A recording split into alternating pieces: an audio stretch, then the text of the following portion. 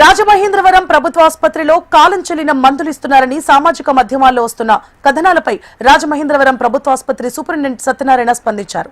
Social మీడియాలో viral గా మారిన పోస్టుకు రాజమహేంద్రవరం జీజీహెచ్ కు ఎలాంటి సంబంధం లేదని స్పష్టం చేశారు. ఇక పోస్ట్ చేసిన వ్యక్తిని ఆసుపత్రి సిబ్బంది సంప్రదించడానికి ప్రయత్నించినా స్పందన లేదన్నారు. దీనిపై ప్రభుత్వం విచారణ జరపాలని ఆసుపత్రి సూపరింటెండెంట్ సత్యనారాయణ కోరారు. యూట్యూబ్లోని ట్విట్టర్లో వార్త వచ్చిందండి. ఆ వార్త గురించి డిఎంఏ గారు నాకు ఫోన్ చేసి అడిగారు. ఈవెనింగ్ కలెక్టర్ గారు కూడా ఫోన్ చేసి అడిగారు.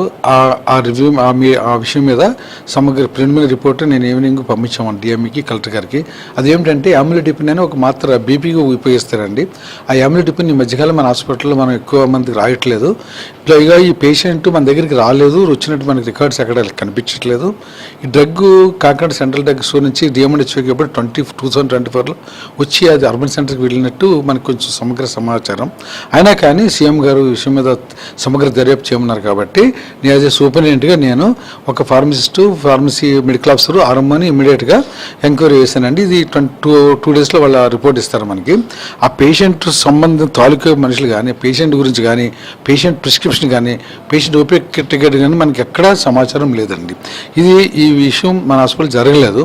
దీని మీద మేము క్లారిటీ ఇవ్వదలుచుకున్నాము.